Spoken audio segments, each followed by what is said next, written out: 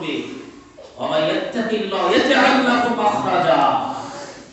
এমন হতে পারে, এমন বিপদে আমরা পড়ি যে বিপদ থেকে উত্তরণের কোনো উপায় পাওয়া যায় না। এমন বিপদ হয় না?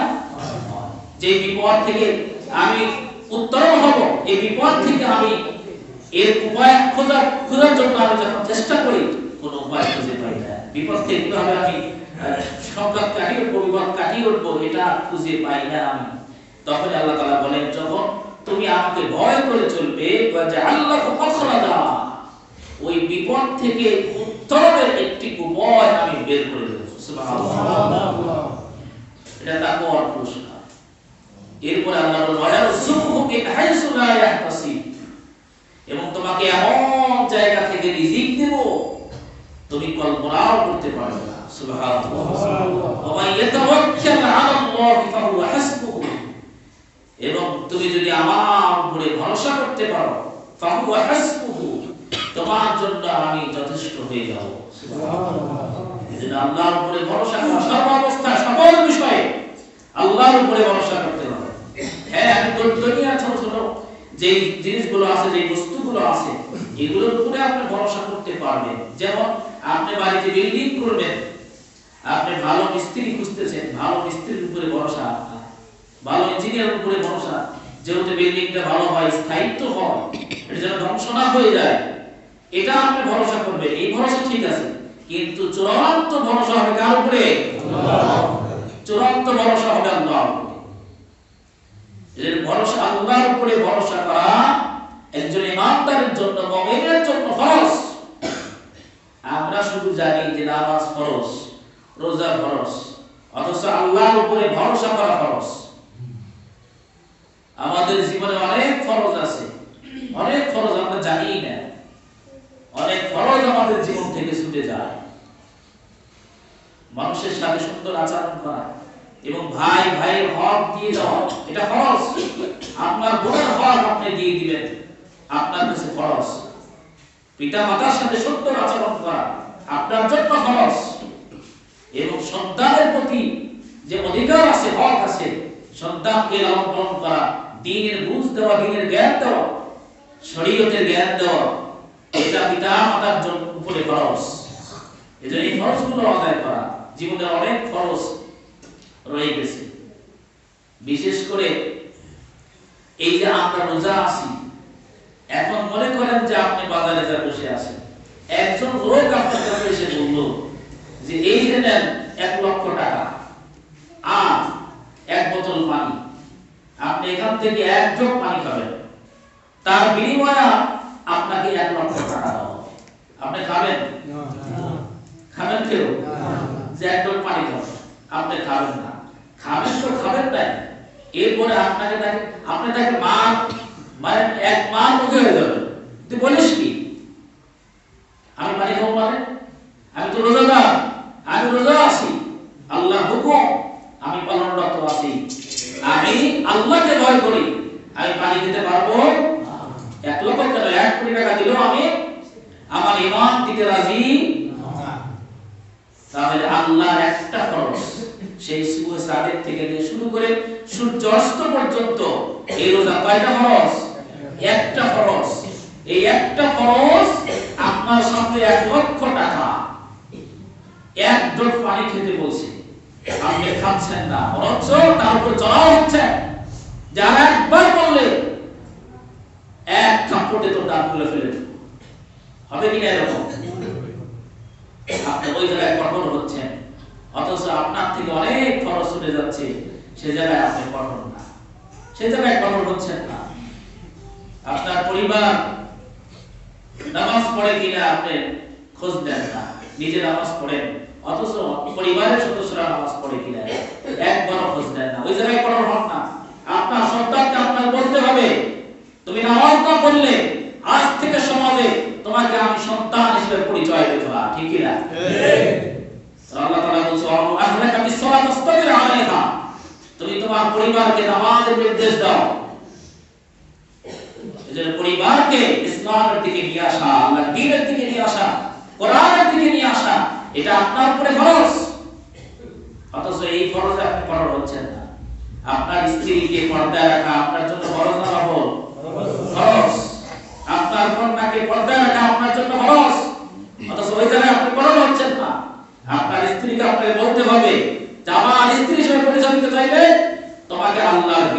পর্দার হুকুম মানতে হবে।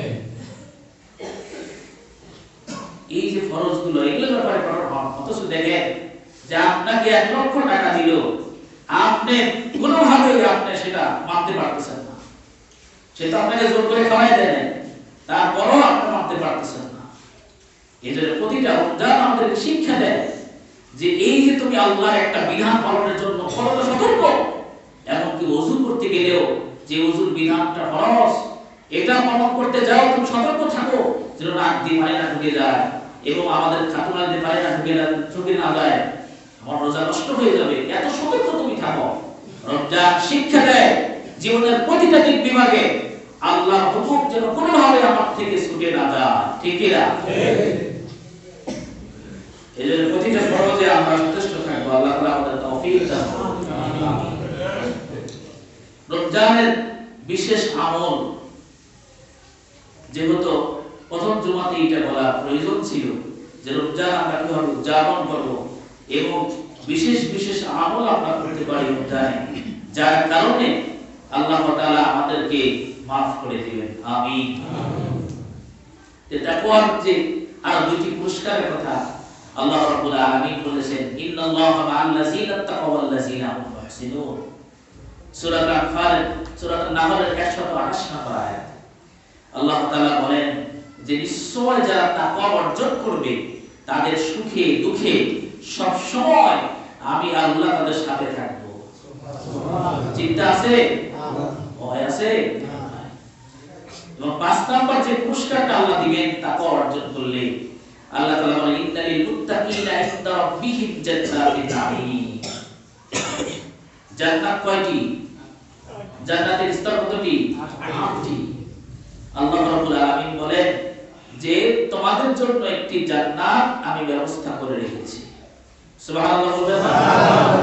দুনিয়াতে যারা বিসিএস ক্যাডার হয় তারা কিন্তু পড়াশোনা করে হয়, চারটিখানি মাথার কাজ নয়, বিসিএস ক্যাডার হয় এবং অল্প পরিশ্রম হয় না, দিনের পর দিন পরিশ্রম করে বন্ধুদের আড্ডা দিতে পারে না, ইচ্ছা করলে ঘুমাতে পারে না, ইচ্ছা করলে আত্মীয়স্বজন বাড়ি যেতে পারে না।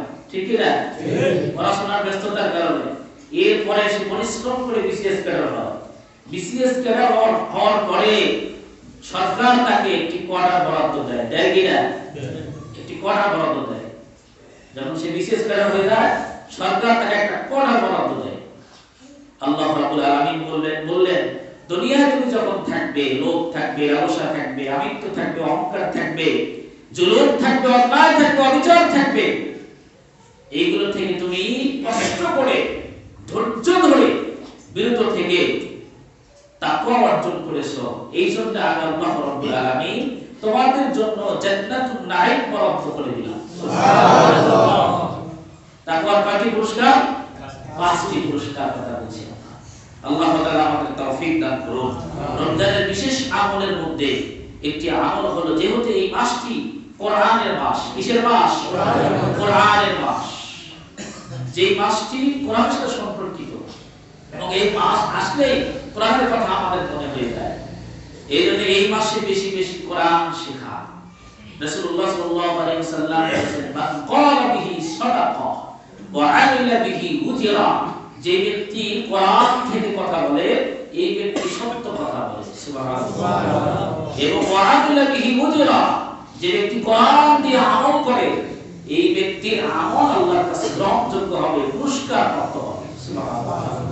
এজন্য কোরআন দিয়ে আমল করতে চাইলে কোরআন বুঝতে হবে। ঠিক কি না? ঠিক। কোরআন দিয়ে আমল করতে চান তাহলে কোরআন বুঝতে হবে, পড়তে হবে, এটাকে ধরতে হবে। কোরআন এমন একটি কিতাব, এত বরকতপূর্ণ একটি কিতাব যেটা ধরলেই সওয়াব। সুবহানাল্লাহ। পৃথিবীতে 3টা জিনিস আছে যা দেখলে সওয়াব হয়। পৃথিবীতে 3টা জিনিস আছে যা দেখলেই সওয়াব হয়। একটা হলো কাবা, বাইতুল্লাহ, আল্লাহর ঘর। এই কাবা দেখলেই সওয়াব। সুবহানাল্লাহ। দ্বিতীয় হলো পিতামাতার চেহারা। পিতামাতার চেহারা যতক্ষণ দেখবেন ততক্ষণ সওয়াব। সুবহানাল্লাহ। বিশেষ করে যুবক ভাইরা যারা আছে অনেক সময় সওয়াব কম করতে পারেন না, ফেসবুকে সবাইতে সবাই শেষ।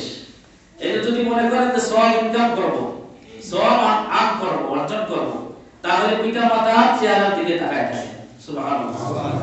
তৃতীয়ত এই কোরআন, কোরআন যতক্ষণ আপনি দেখবেন ততক্ষণ সব। সুবহানাল্লাহ। এই যে পৃথিবীর এক বিস্ময় এবং এক আশ্চর্য কিতাব, আল্লাহ তাআলা আমাদের কোরআনের জন্য কবুল করুন। আমিন।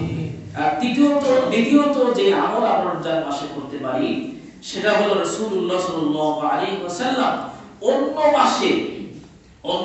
মাসে রমজান ব্যতীত অন্য মাসে যে দান সদকা করতেন, রমজান মাসে এসে তার চেয়ে বেশি দান সদকা করতেন। সুবহানাল্লাহ। হাদিসে আছে এমনকি প্রবাহিত বাতাসের যে গতি তার চেয়েও বেশি গতিতে আল্লাহ রাসূল রমজান মাসে দান সদকা করতেন। সুবহানাল্লাহ। এজন্য আল্লাহ রাব্বুল আলামিন বলেন, ইন তুবদুস সাদাকাতি ফানি'মা হিয়া ওয়া ইন তুখফুহা ওয়া তু'তুহাল ফুকারা। আল্লাহ রাব্বুল আলামিন বলেন, ইন তুবদুস সাদাকাত, যদি তোমরা দান করো, আল্লাহর পথে ব্যয় করো, তাহলে হুয়া খায়রুল লাকুম, তোমাদের জন্য উত্তম। সুবহানাল্লাহ। ওয়া ইয়াগফির আনকুম সাইয়্যাতিকুম, এবং তোমাদের গুনাহ যত বেশি হোক না কেন তোমরা দান করার কারণে ওয়া ইয়াগফির লাকুম, আল্লাহ তাআলা তোমাদেরকে maaf করে দিবেন। সুবহানাল্লাহ। যত বেশি পারি আমরা রমজান মাসে দান করব, আল্লাহ তাআলা তৌফিক দান করুন। আমিন। হযরত সুলাইমান আলাইহিস সালামের সময় সুলাইমান আলাইহিস সালাম যখন রাজত্বে অধিষ্ঠিত, কারণ সুলাইমান আলাইহিস সালাম তার পিতার কাছ থেকে রাজত্ব পেয়েছিলেন, ঠিক কি না? পিতার কাছ থেকে রাজত্ব পেয়েছিলেন। সুলাইমান আলাইহিস সালাম যখন বাদশা, তখন একটা পাখি এসে তার কাছে অভিযোগ করলো, বিচার জানালো। কারণ কোরআনে আল্লাহ তাআলা বলেছেন যে ওয়াকালা ইয়া আইয়ুহান নাস উল্লিমনা মানতিকাত তাইর। সুলাইমান আলাইহিস সালাম বলল, ইয়া আইয়ুহান নাস, হে মানুষ, উল্লিমনা মানতিকাত তাইর, আল্লাহ রাব্বুল আলামিন আমাকে পক্ষীকুলের ভাষা শিক্ষা দিয়েছেন। সুবহানাল্লাহ।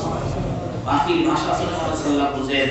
এজন্য পাখি এসে অভিযোগ করলো, ও নবী সুলাইমান, আমার বাসায় আমি ডিম পেড়ে রাখি, কিন্তু একটা লোক এই ডিমটা নিয়ে যায়, আমি ডিম গোছাইতে পারি না, কারণ ডিম গোছানোর পরে বেশি ডিম হবে, এরপরে ডিমে তা দেব, সেখান থেকে বাচ্চা ফুটবে, কিন্তু ডিম তো গোছাইতে পারি না, এর আগেই একটা লোক ডিম পেড়ে নিয়ে চলে যায়। সুলাইমান আলাইহিস সালাম সেই লোককে ডাকলেন এবং বললেন, তুমি নাকি সে পাখির বাসা থেকে ডিম পেড়ে নিয়ে যাও? বলে হ্যাঁ। বলে আর পারবা না। লোকটি চলে গেল, কিন্তু ওই গাছের কাছেই তার বাসা ছিল, লোকটির বাসা ছিল, বাড়ি ছিল। তখন ডিম দেখে তার আর লোভ সামলাতে পারল না, ডিম দেখার পরে আর লোভ সামলাতে পারল না, আবার ফিরে নিয়ে গেল। পরের দিন আবার পাখি এসে নবী সুলাইমানের কাছে বিচার জানালো, ইয়া নবী সুলাইমান, আবার তো সেই লোকটা আমার ডিম পেড়ে নিয়ে গেছে। বলে ঠিক আছে। এরপরে সুলাইমান আলাইহিস সালাম দুজন জিনকে নিযুক্ত করলেন, কারণ সুলাইমান আলাইহিস সালামের বাহিনী ছিল মূলত জিন এবং মানুষ এবং পাখি। আল্লাহ তাআলা বলেন যে ওয়াশিরা লি সুলাইমান দা জুনুদুহু মিনাল জিন্নি ওয়াল ইনসি ওয়াত তাইর। সূরাতুল নাহলের 16 নম্বর আয়াত, 17 নম্বর আয়াতের প্রথম অংশে আছে। আল্লাহ তাআলা বলেন, সুলাইমান আলাইহিস সালামের জন্য আমি বাহিনী নিযুক্ত করেছিলাম জিন, মানুষ এবং পাখিকে। সুবহানাল্লাহ। সুবহানাল্লাহ। এই দুইজন জিনকে সুলাইমান আলাইহিস সালাম নিযুক্ত করলেন, তোমরা দুইজন গাছে উঠে বসে থাকবে, যখন এই লোকটা পাখিটা ডিম পেড়ে আনতে যাবে, ঠিক তখনই ওই লোকটাকে তোমরা গাছ থেকে সজোরে ফেলে দিবে, যাতে আঘাত পায়, পরের দিন যাতে আসতে না পারে। ঠিক দুইজন জিন খুব প্রস্তুত নিয়ে চলে গেল, শক্তিশালী দুইটা জিন চলে গেল। এরপরে তার পরের দিন আবার পাখি এসে অভিযোগ করলো সুলাইমান আলাইহিস সালামের কাছে, নবী সুলাইমান, আবার তো আমার ডিম সেই লোকটা নিয়ে চলে গেছে। তখন বলল যে ঠিক আছে, আমি দেখছি। এরপরে সুলাইমান আলাইহিস সালাম ওই দুইজন জিনকে ডাকলেন, যে দুইজনকে নিযুক্ত করেছিলেন, বললেন খবর কি, তোমাদের তো নিযুক্ত করেছি লোকটিকে ফেলে দেওয়ার জন্য, তোমরা কি করেছো? তখন বলল নবী সুলাইমান, আমরা লোকটিকে ফেলে দেওয়ার জন্য গাছের ডালে বসে আছি, খুবই একটা ভাবসাব নিয়ে বসে আছি যে এবার আসো, খুব একটা ভাবসাব নিয়ে বসে আছি। কিন্তু আমরা লক্ষ্য করে দেখলাম লোকটি যখন বাড়ির মধ্যে থেকে বের হচ্ছিল, তখন তার বাড়ির সামনে একটি ভিক্ষুক আসছিল। এই ভিক্ষুককে সে দান করার জন্য, সদকা করার জন্য ভিতরে চলে গেল। আবার বাইরে এসে ভিক্ষুককে সদকা করে গাছের দিকে আসতে শুরু করলো। আমরা তখন মনে করলাম এবার কাজ হয়েছে, লোকটি উঠবে সঙ্গে সঙ্গে আমরা ফেলে দেব। ঠিক লোকটি যখন গাছে উঠলো, আমাদের কাছে আসবে এমন সময় দেখি দুজন ফেরেশতা আমাদেরকে গাছ থেকে ফেলে দিল। সুবহানাল্লাহ। তখন নবী সুলাইমান বলল, বুঝেছি আল্লাহ রাব্বুল আলামিন তার দানের কারণে, সদকার কারণে আল্লাহ তাআলা ফেরেশতা দিয়ে তার বিপদ থেকে উদ্ধার করে তাকে হেফাজত করে। সুবহানাল্লাহ। এইভাবে অসংখ্য বিপদ মুসিবত থেকে আল্লাহ রাব্বুল আলামিন আমাদেরকে দানের মাধ্যমে রক্ষা করে। আমরা বুঝতে পারি না, ঠিক কি না? আমরা বুঝতে পারি না দানের মাধ্যমে আল্লাহ রাব্বুল আলামিন রক্ষা করে। এখন ধরুন সবার সাথেই হয়, দেখেন তো, যে এমন হয় যে পড়ে যাচ্ছি যাব এই যাই না, এমন হয় কি না? আবার এমন হয় যে চোখে কোনো কিছু লাগবে অপোজিট চোখ বসেছে এই জায়গায় লাগছে, এরকম হয় কি না? এরকম হয়। আমরা বলি যে আল্লাহ নিজ হাতে বাঁচাইছে, বলি না যে আল্লাহ নিজ হাতে বাঁচাইছে। মূলত এই হেফাজতটা আল্লাহ তাআলা দানের কারণে করে থাকে। সুবহানাল্লাহ। এজন্য অসংখ্য মুসিবত বিপদ আল্লাহ তাআলা দানের মাধ্যমে দূর করে। এজন্য যতদূর সম্ভব আমরা চেষ্টা করব সামর্থ্য অনুযায়ী রমজান মাসে বেশি বেশি সদকা এবং দান করার জন্য। আল্লাহ তাআলা আমাদের কবুল করুন। হযরত আবু বকর রাদিয়াল্লাহু তাআলা আনহুর সময় মদিনায় দুর্ভিক্ষ দেখা দিল, খাদ্যের সংকট দেখা দিয়েছিল এবং এত খাদ্য সংকট যে মানুষ অভুক্ত থাকলো, না খেয়ে থাকতে হলো মানুষের। তখন ওই মদিনার যারা ব্যবসায়ী আছে, এরকম বড় বড় ব্যবসায়ী, 5 জন ব্যবসায়ী, কতজন ব্যবসায়ী? 5 জন ব্যবসায়ী তারা সলা পরামর্শ করলো যে কি করে মানুষকে এর থেকে উত্তরণ করা যায়, কি মানুষকে বাঁচানো যায়, এর উপায় খুঁজতে লাগে। তাহলে মদিনার ব্যবসায়ীরা যখন দুর্ভিক্ষ লাগে, মানুষের যখন কষ্ট হয়, তখন মানুষকে বাঁচানোর জন্য তারা চেষ্টা করে। আর বাংলাদেশের ব্যবসায়ীরা মানুষকে মারার জন্য ব্যবস্থা করে, ঠিক কি না? এই ব্যবসায়ীদের উপরে লানত, আল্লাহ রাসূল লানত দিয়েছেন যে যারা খাদ্য মজুদ করে রেখে কৃত্রিম সংকট তৈরি করে, তাদের উপরে আল্লাহ রাসূল লানত দিয়েছেন। এটা জুলুম। আল্লাহ রাসূল বলেছেন লা ইয়াজলিমুহু, একজন মুসলমান অপর মুসলমানের উপর জুলুম করবে না, ওয়ালা ইয়াখযুলহু, তাকে সংকটে ফেলে দিবে না। আপনি বেশি দাম, চড়া দাম নিয়ে মানুষের উপরে জুলুম করছেন, অন্যায় করছেন এবং একজন মুসলমান ভাইকে সংকটে ফেলে দিচ্ছেন। আল্লাহ তাআলা ব্যবসায়ী ভাইদেরকে সঠিক বুঝ দান করুন, আমিন। মদিনার সেই 5 জন ব্যবসায়ী পরামর্শ করলো যে কি করে এটা উত্তরণ করা যায়। তখন তারা পরামর্শ করলো যে আমরা মদিনার বাইরে থেকে খাদ্য নিয়ে আসবো, ক্রয় করে নিয়ে আসবো এবং অত্যন্ত চড়া দামে হলেও আমরা খাদ্য ক্রয় করে নিয়ে আসবো এবং সেই খাদ্য মদিনার মানুষের মাঝে যারা অভুক্ত আছে, দরিদ্র আছে, তাদের মাঝে আমরা বিতরণ করব। সুবহানাল্লাহ। কিভাবে খাদ্য পাওয়া যায় তারা পরামর্শ করলো। ইতিমধ্যেই তাদের কাছে খবর আসলো হযরত ওসমান রাদিয়াল্লাহু তাআলা আনহু সেই সময়ের শ্রেষ্ঠ ব্যবসায়ী। সুবহানাল্লাহ। হযরত ওসমান রাদিয়াল্লাহু তাআলা আনহু এর 1000 মণ গম মদিনার বাইরে থেকে উটের পিঠে চলে আসতেছে। তখন তারা হযরত ওসমান রাদিয়াল্লাহু তাআলা আনহুর কাছে চলে গেল, বলল ভাই ওসমান, আমরা খবর পেয়েছি আপনার 1000 মণ গম মদিনার বাইরে থেকে আসতেছে, এই জন্য আমরা চাই যে আপনার এই গমগুলো আমরা ক্রয় করে নেব। বলে ঠিক আছে, তোমরা এই গমের দাম, বললো যে আপনার এই গমের দাম আমরা আপনার দামের চাই আমরা 50 গুণ বেশি দেব। কয় গুণ? 50 গুণ বেশি দেব। এই 50 গুণ বেশি দিয়ে আমরা ক্রয় করে মদিনার মানুষের মাঝে বিতরণ করে দেব, দান করে দেব। সুবহানাল্লাহ। তখন হযরত ওসমান রাদিয়াল্লাহু তাআলা বললেন যে ভাই ঠিক আছে 50 গুণ তুমি দিবা, কিন্তু আমি বিক্রি করব না। বলে কেন? বলে তোমরা যদি 1000 গুণ দাও তাহলে বিক্রি করব। কয় হাজার গুণ? 1000 গুণ যদি দাও তাহলে আমি বিক্রি করব। বলল যে এটা কি করে সম্ভব? বলে হ্যাঁ সম্ভব, এর আগে একজন আমাকে 700 গুণ দিতে চাইছে। সুবহানাল্লাহ। কয়শো গুণ? 700 গুণ দিতে চাইছে। বলে কি করে সম্ভব?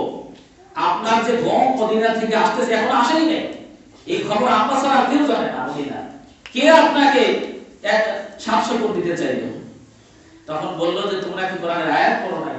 সূরাতুল বাকারার 261 নম্বর আয়াত। আল্লাহ তাআলা বলেন আমার মানুষ যদি আমার রাস্তায় 1 শস্য দান করে তাহলে আমি তাই শস্যকে 700 গুণ বৃদ্ধি করে দেই। এই তোমরা যদি 1000 ঘুষ দাও তাহলে বিক্রি করবো, বলে আমরা পারবো না। বলে তাইলে আমার যে গম আসতেছে 1000 মণ, এইটা আমি আল্লাহ সন্তুষ্টির জন্য আমি মদিনার মানুষদের মাঝে দান করে দেব। এই তো উসমান রাদিয়াল্লাহু তাআলা আনহু, যার নামের শেষে কি আছে? গনি আছে, এবং যাকে আল্লাহ এত বারাকা দিয়েছেন, এত বারাকা দিয়েছেন, উসমানের মতো ধনী পৃথিবীতে আর কেউ আসবে না। সুবহানাল্লাহ। একদিক দিয়ে দান করেছেন, আর একদিক দিয়ে সম্পদ আল্লাহ তাকে বাড়িয়ে দিয়েছেন, ঠিক কি না? এজন্য আমরা যদি আল্লাহর রাস্তায় দান করতে পারি, সাদাকা করতে পারি, আমাদেরকেও আল্লাহ তাআলা বৃদ্ধি করে দিবেন। আল্লাহ তাআলা কবুল করুন, আমিন। আল্লাহ তাআলা বলেন যে দুটো গুণ যাদের আছে, আল্লাযীনা ইউকিমুনাস সালাতা ওয়া মিম্মা রাযাকনাহুম ইউনফিকুন, সূরাতুল আনফালের 1 নম্বর আয়াত।